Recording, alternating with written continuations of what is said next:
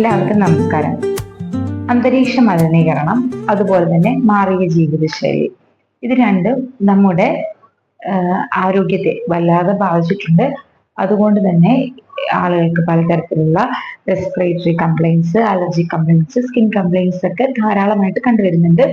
ഇതിൽ ഏറ്റവും കോമൺ ആയിട്ട് ആളുകളിൽ നിന്ന് കാണുന്നത് അർട്ടിക്കേരിയ എന്ന് പറയുന്ന സ്കിൻ കണ്ടീഷനാണ്. അപ്പൊ ഇന്നത്തെ നമ്മുടെ വീഡിയോയിൽ ഈ രോഗം എന്താണെന്നും ഇത് വരാനുള്ള കാരണങ്ങൾ എന്താണ്, അതുപോലെ തന്നെ നമ്മൾ ശ്രദ്ധിക്കേണ്ട പ്രധാനപ്പെട്ട റെഡ് ഫ്ലാഗുകൾ എന്തൊക്കെയാണ്, എങ്ങനെയാണ് നമുക്ക് ഈ ഒരു രോഗം കൺട്രോൾ ചെയ്ത് കൊണ്ടുപോകാൻ സാധിക്കുന്നത്, അല്ലെങ്കിൽ എന്തൊക്കെയാണ് ഇതിന്റെ ട്രീറ്റ്മെന്റ് ആൻഡ് മാനേജ്മെന്റ് ഓപ്ഷൻസ് എന്നെല്ലാം വിശദമായിട്ട് ഞാൻ സംസാരിക്കുന്നു. നമുക്കറിയാം, നമ്മുടെ ശരീരത്തിന് പ്രതിരോധ ശേഷി നൽകുന്നത് നമ്മുടെ ഇമ്മ്യൂൺ സിസ്റ്റം ആണ് അല്ലെ.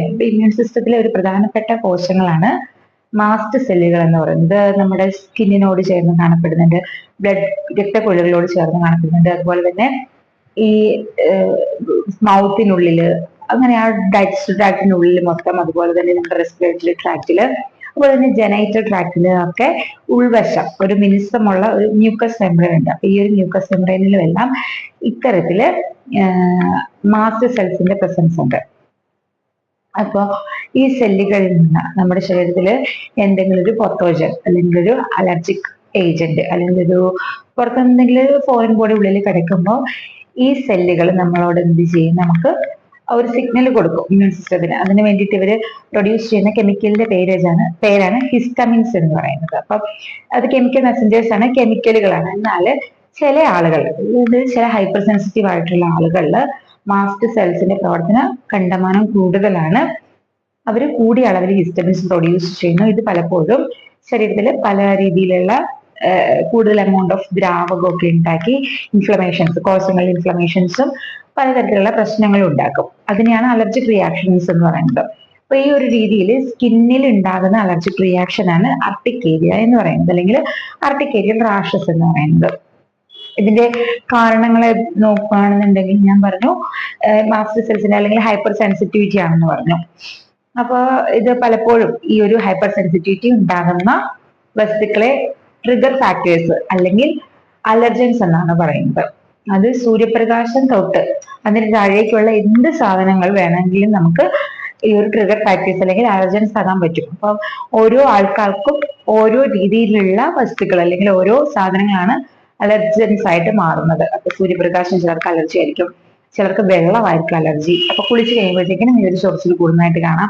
അതുപോലെ തന്നെ തണുത്ത ക്ലൈമറ്റ് ആയിരിക്കും ചിലർക്ക് പ്രശ്നം, ചിലർക്ക് പ്രഷർ ആയിരിക്കും പ്രശ്നം. അതായത് കൂടുതൽ സമയം അമർത്തി പിടിച്ചു കഴിഞ്ഞിട്ടുണ്ടെങ്കിൽ അവിടെ അർട്ടിക്കേരിയ റാഷസ് പൊക്കി വരുന്നതായിട്ട് കാണാം. ചിലർക്ക് ക്ലൈമറ്റിൽ വരുന്ന ചേഞ്ചസ് ആയിരിക്കും, ചിലർക്ക് എന്തെങ്കിലും ഭക്ഷണത്തിനോടായിരിക്കും അലർജി, പ്രത്യേകിച്ച് കടൽ വിഭവങ്ങളായിട്ടുള്ള കൊഞ്ച്, ഞവണിക്ക അല്ലെങ്കിൽ മറ്റു ഷെൽഫിഷസ് പോലെയുള്ളവ, ചെറിയ ചെറിയ മത്സ്യങ്ങളൊക്കെ ആയിരിക്കും ചിലർക്ക് അലർജി. ചിലർക്ക് ചില മീറ്റ് ഐറ്റംസ്, പോർക്ക്, ബീഫ് പോലെയുള്ള മീറ്റ് ഐറ്റംസിനോടായിരിക്കും അലർജി.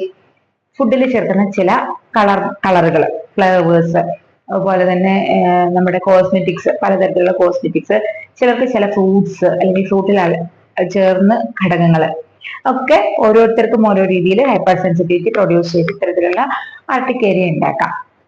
ശരിക്കും നമ്മുടെ ഇമ്മ്യൂൺ സിസ്റ്റത്തിന്റെ ഒരു ഓവർ ആയിട്ടുള്ള റിയാക്ഷൻ ആണ് അർട്ടിക്കേരിയ എന്ന് പറയുന്നത് അല്ലെ. പിന്നെ എന്തൊക്കെ കാരണങ്ങളാണ് അല്ലെങ്കിൽ എന്തൊക്കെയാണ് ഇതിന്റെ പ്രധാന ലക്ഷണങ്ങൾ ഒരുപക്ഷെ എല്ലാവർക്കും അറിയാം അർട്ടിക്കേരിയയുടെ ലക്ഷണങ്ങൾ അല്ലെ. നമ്മുടെ ശരീരത്തില് ഒന്നുകിൽ ചുവന്ന കളറിൽ അല്ലെങ്കിൽ സ്കിന്നിന്റെ അതേ നിറത്തിൽ തടിച്ചു പൊങ്ങി വരുന്ന ലീഷനുകളാണ് അർട്ടിക്കേരിയയുടെ പ്രധാന ലക്ഷണം. അത് ശരീരത്തിന്റെ ഒരു സ്ഥലത്തായിരിക്കും പൊങ്ങി വരുന്നത്. ചിലപ്പോൾ ചെറിയ ചെറിയ പൊങ്ങലുകളെല്ലാം കൂടെ കൂടി ഒരു വലിയ ലീഷനായിട്ട് മാറാം. അസഹനീയമായിട്ടുള്ള ചൊറിച്ചിൽ കാണും. ചിലപ്പോ നമ്മുടെ പല സ്ഥലങ്ങളിലായിട്ട് ഇത് വരാറുണ്ട് അല്ലെ. അതിലൂടെ ചിലർക്ക് ക്ഷീണം വരാം, മറ്റു ബുദ്ധിമുട്ടുകൾ ഉണ്ടാവാം. പിന്നെ പലപ്പോഴും ഈ ഒരു കണ്ടീഷൻ ഏതാനും മണിക്കൂർ അല്ലെങ്കിൽ കൂടി പോയിട്ടുണ്ടെങ്കിൽ 24 മണിക്കൂറിനുള്ളിൽ ഇത് പൂർണ്ണമായിട്ട് മാറും. പക്ഷെ എന്നാൽ ഇത് റിലാക്സ് ചെയ്യും. അതായത് വേറൊരു സമയത്ത് അല്ലെങ്കിൽ കുറച്ച് ദിവസങ്ങൾ കഴിയുമ്പോൾ വേറൊരു സ്ഥലത്ത് ഇതേ രീതിയിൽ പൊങ്ങി വരാനുള്ള ചാൻസ് കൂടുതലാണ് അർട്ടിക്കേരിയൽ കംപ്ലൈന്റ് ഉള്ള ആളുകളിൽ. അപ്പൊ ചിലപ്പോ ഇത് നമ്മുടെ ജീവിതത്തിൽ കുറച്ച് അങ്ങോട്ട് ചെന്ന് കഴിയുമ്പോഴത്തേക്കും നമുക്ക് ഈ ഒരു കണ്ടീഷൻ പൂർണ്ണമായിട്ടും തനിയെ മാറുന്നതായിട്ട് കാണാറുണ്ട്. ചിലർക്ക് ജീവിതത്തിൽ ആദ്യം ഒന്നും ചില അലർജൻസിനോടൊരു റിയാക്ഷൻ ഇല്ലായിരിക്കും, ഒരു സ്റ്റേജിൽ വെച്ചിട്ടായിരിക്കും ഈ ഒരു രീതിയിൽ റിയാക്ഷൻ കാണിച്ചു എന്ന് വരിക. അപ്പൊ അതെല്ലാം ഓരോരുത്തരുടെ ആ ഒരു ഇമ്മ്യൂൺ സിസ്റ്റത്തിന് വരുന്ന ഒരു ചേഞ്ചസ് കൊണ്ട്, അല്ലെങ്കിൽ അവരുടെ ഒരു ഇമ്മ്യൂണിറ്റിയിൽ വരുന്ന ചേഞ്ചസ് കൊണ്ട് സംഭവിക്കുന്ന കാര്യങ്ങളാണ്. പിന്നെ പലപ്പോഴും ഇത് എപ്പോഴാണ് ഇത് ഇങ്ങനെയുള്ള ഒരു അർട്ടിക്കേരിയാണെന്നുണ്ടെങ്കിൽ ഇത് ഒരിക്കലും യാതൊരു കാരണവശാലും മാരകമാകുന്നില്ല. പിന്നെ ഇത് എപ്പോഴാണ് മാരകമാകുന്നതെന്ന് ചോദിച്ചിട്ടുണ്ടെങ്കിൽ ഇത് കുറച്ചും കൂടെ ഡെപ്തിലേക്ക് പോകുന്നു. അതുപോലെ തന്നെ ഇത് നമ്മുടെ ഇടയ്ക്കിടയ്ക്ക് ഇങ്ങനെ ഉണ്ടാവുന്നത് കൊണ്ട് തന്നെ നമ്മുടെ ആ ഒരു ലൈഫ് സ്റ്റൈലിനെ തന്നെ വളരെ മോശമായിട്ട് ബാധിക്കുന്നു. അതുപോലെ തന്നെ മ്യൂക്കസ് മെമ്പറൈനിൽ, പ്രത്യേകിച്ച് വായില്, ചുണ്ടില്, കൺപോളകളില്, കൈയുടെ വെള്ളയില്, കാലില് ഒക്കെ ഇത്തരത്തിൽ അർട്ടിക്കേറിയ ഫോം ചെയ്യുന്നു. അസഹനീയമായിട്ടുള്ള ചൊറിച്ചില്, അതോടൊപ്പം ശ്വാസം എടുക്കാനുള്ള ബുദ്ധിമുട്ടുണ്ടാകുന്നു, തലകറക്കം ഉണ്ടാകുന്നു, വയറിളക്കം, വയറുവേദന പോലെയുള്ള സിംറ്റംസ് പ്രൊഡ്യൂസ് ചെയ്യുന്നു. അതുപോലെ തന്നെ BP ഫ്ലക്ച്വേഷൻസ് കാണിക്കുന്നു. ഇങ്ങനെയൊക്കെയുള്ള ലക്ഷണങ്ങൾ ഉണ്ടെന്നുണ്ടെങ്കിൽ തീർച്ചയായിട്ടും അത് ഡീപ്പായിട്ട് നമ്മൾ അഫക്റ്റ് ചെയ്തു എന്ന് തന്നെയാണ് മനസ്സിലാക്കേണ്ടത്. ഇന്റേണൽ ഓർഗൻസിന് പോലും അലർജി ബാധിച്ചിട്ടുണ്ട്. സോ എത്രയും പെട്ടെന്ന് ആൻജിയോഡിമ എന്നാണ് ഇത് പറയുന്നത്, എത്രയും പെട്ടെന്ന് ഹോസ്പിറ്റലിൽ എത്തി ആന്റിഹിസ്റ്റമിൻസ് ഇഞ്ചെക്ട് ചെയ്യുന്നതിനുള്ള ഏക പ്രതിവിധി എന്ന് പറയുന്നത്.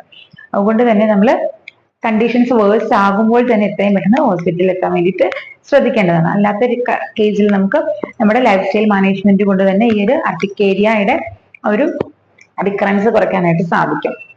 ഇനി നമ്മൾ എന്തൊക്കെയാണ് ഇതിന്റെ റെഡ് ഫ്ലാഗ്സ്, അല്ലെങ്കിൽ നമ്മൾ എന്തൊക്കെ കാര്യങ്ങളാണ് ശ്രദ്ധിക്കേണ്ടതെന്ന് ഞാൻ നേരത്തെ പറഞ്ഞു. അതായത് ഒരു പ്രശ്നം നമുക്ക് കണ്ടിന്യൂസ് ആയിട്ട് ഉണ്ടായിക്കൊണ്ടിരിക്കുന്നു, ഗ്യാപ്പ് ഇല്ലാതെ, ഇടതടവില്ലാതെ ഇങ്ങനെ വന്നുകൊണ്ടിരിക്കുന്നു, ആഴ്ചയിലും അല്ലെങ്കിൽ ദിവസത്തിൽ പലതവണയായിട്ടൊക്കെ ഉണ്ടാകുന്നു. അത് നമ്മുടെ ലൈഫ് സ്റ്റൈലിനെ തന്നെ ബാധിക്കുന്നു, നമ്മുടെ ജോലിയെ ബാധിക്കുന്നു. നമുക്ക് ശരിയായ രീതിയിൽ നിന്ന് പുറത്തു പോകാൻ പോലും പറ്റുന്നില്ലാത്ത അവസ്ഥയിലേക്കൊക്കെ മാറുന്നു. അതുപോലെ തന്നെ നമുക്ക് ശ്വാസമുട്ടല്, വയറുവേദന, വയറിളക്കം പോലെയുള്ള ലക്ഷണങ്ങൾ ഉണ്ടാകുന്നു. കണ്ണിലും ചുണ്ടിലും മുഖത്തും ഒക്കെ കണ്ടമാനം വീക്കം ഉണ്ടാകുന്നു പോലെയുള്ള ലക്ഷണങ്ങൾ ഉണ്ടെന്നുണ്ടെങ്കിൽ എത്രയും പെട്ടെന്ന്, അല്ലെങ്കിൽ അതിന്റെ റെഡ് ഫ്ലാഗ്സ് ആയിട്ട് കണ്ട് നമ്മൾ ഹോസ്പിറ്റലിൽ എത്തുക തന്നെയാണ് ചെയ്യേണ്ടത്. പലപ്പോഴും ചില രോഗങ്ങളുടെ ഭാഗമായിട്ട്, തൈറോയ്ഡ് രോഗങ്ങളൊക്കെ ബാധിച്ചതിന്റെ ഭാഗമായിട്ട്, പിന്നെ ചില ഓട്ടോ ഇമ്മ്യൂൺ രോഗങ്ങളുടെ ഭാഗമായിട്ട് ഒക്കെ ഇത്തരത്തിൽ ചിലർക്ക് പ്രശ്നം വന്നു എന്ന് വരാം കേട്ടോ. പിന്നെ എന്തൊക്കെയാണ് നമുക്ക് ഇതിന്റെ ഒരു ട്രീറ്റ്മെന്റ് ഓപ്ഷൻ, അല്ലെങ്കിൽ എങ്ങനെയാണ് നമുക്ക് ഇത് ക്യൂർ ചെയ്യാൻ സാധിക്കുക? ശരിക്കും ശരിയായ രീതിയിൽ നമ്മൾ ഇത് മാനേജ് ചെയ്ത് കഴിഞ്ഞിട്ടുണ്ടെങ്കിൽ പൂർണ്ണമായിട്ട് മാറ്റിയെടുക്കാൻ പറ്റുന്ന ഒരു രോഗം തന്നെയാണ് അർട്ടിക്കേരിയ എന്ന് പറയുന്നത്.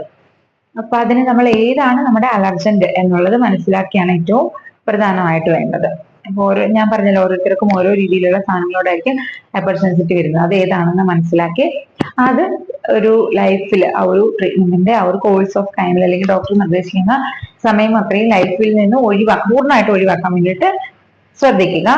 അതിനുശേഷം നമ്മളുടെ ഇമ്മ്യൂണിറ്റിയുടെ ആ ഒരു വന്നിരിക്കുന്ന ഒരു ചേഞ്ചസ് മാറ്റിയെടുക്കാൻ വേണ്ടിയിട്ട് നമ്മുടെ ഒരു സ്ട്രെസ് മാനേജ് ചെയ്യുക, റെഗുലർ ആയിട്ട് എക്സസൈസ് ചെയ്യുക, അതുപോലെ തന്നെ പ്രതിരോധ ശേഷി കൂട്ടുന്ന തരത്തിലുള്ള ഭക്ഷണങ്ങൾ കൂടുതലായിട്ട് കഴിക്കാൻ വേണ്ടി ശ്രദ്ധിക്കുന്നത്. പ്രധാനമായിട്ടും പലതരത്തിലുള്ള നട്ട്സ്, അതുപോലെ തന്നെ വൈറ്റമിൻസ് റിച്ച് ആയിട്ടുള്ള ഫ്രൂട്ടുകൾ, സിട്രസ് ഫ്രൂട്ട്സ്, ഓറഞ്ചസ് പോലെയുള്ളവ, ഇവയൊക്കെ കഴിക്കുമ്പോഴും നമ്മുടെ അലർജന്റ് ഏതാണെന്നുള്ളത് മനസ്സിൽ വെച്ചിട്ട് മാത്രം വേണം കഴിക്കാനായിട്ട്. ഇത് വളരെ കോമൺ ആയിട്ടുള്ള എല്ലാവർക്കും ചെയ്യാൻ പറ്റുന്ന കാര്യങ്ങളാണ് പറയുന്നത്. പക്ഷെ ഓരോരുത്തർക്കും അവരുടെ അലർജൻസിനെ പറ്റി ബോധം ഉണ്ടായിരിക്കണം. പിന്നെ അതുപോലെ തന്നെ ഒരു റാഷസ് വരുന്ന സമയത്ത് ചൂടുള്ള വെള്ളത്തിൽ കുളിക്കുന്നത്, അതുപോലെ തന്നെ തീരെ തണുത്ത വെള്ളത്തിൽ കുളിക്കുന്നതൊക്കെ ഒഴിവാക്കുക. ഇളം ചൂടുള്ള വെള്ളത്തിൽ കുളിക്കാൻ വേണ്ടിയിട്ട് ശ്രദ്ധിക്കുക. അതുപോലെ തന്നെ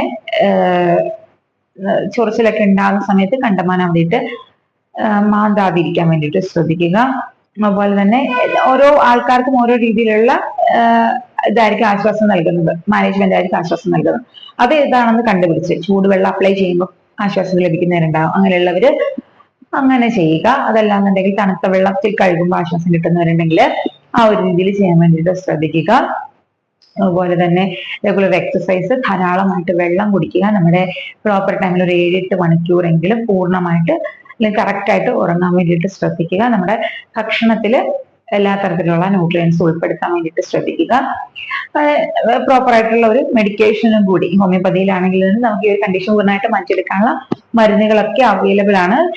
പേഷ്യന്റ് സ്പെസിഫിക് ആയതുകൊണ്ട് തന്നെ ഡീറ്റെയിൽഡ് കേസ് ടേക്കിങ്ങിന് ശേഷം മാത്രമേ നമുക്ക് ഓരോ വ്യക്തിക്കും അനുയോജ്യമായിട്ടുള്ള മരുന്നുകൾ തിരഞ്ഞെടുക്കാൻ സാധിക്കുകയുള്ളൂ. അപ്പൊ ആ ഒരു ട്രീറ്റ്മെന്റിനോടൊപ്പം തന്നെ ഡോക്ടർ പറയുന്ന നിർദ്ദേശങ്ങൾ അതുപോലെ തന്നെ പാലിക്കാൻ വേണ്ടിയിട്ട് ശ്രദ്ധിക്കുക. അത് കഴിഞ്ഞിട്ട് ഒരു പീരീഡ് ഓഫ് ടൈം കഴിയുമ്പോൾ നമുക്ക് പതുക്കെ റീഇൻട്രൊഡ്യൂസ് ചെയ്ത് കൊണ്ടുവരുന്നത് നോക്കുക. നമുക്ക് ഈ ഒരു ബുദ്ധിമുട്ട് വീണ്ടും അപ്പിയർ ചെയ്യുന്നുണ്ടെങ്കിൽ നമ്മൾ പൂർണ്ണമായിട്ട് അതിൽ നിന്ന് ക്യൂർ ആയിട്ടില്ല എന്നുള്ളതാണ് മനസ്സിലാക്കേണ്ടത്. അങ്ങനെ വീണ്ടും വീണ്ടും നമ്മളുടെ ആ ഒരു ഭക്ഷണത്തിൽ നിന്നും ചേഞ്ചസ് വരുത്തിക്കൊണ്ട് തന്നെ നമുക്ക് ഈ ഒരു രോഗം പൂർണ്ണമായിട്ട് മാറ്റിയെടുക്കാനും സാധിക്കുന്നതാണ്.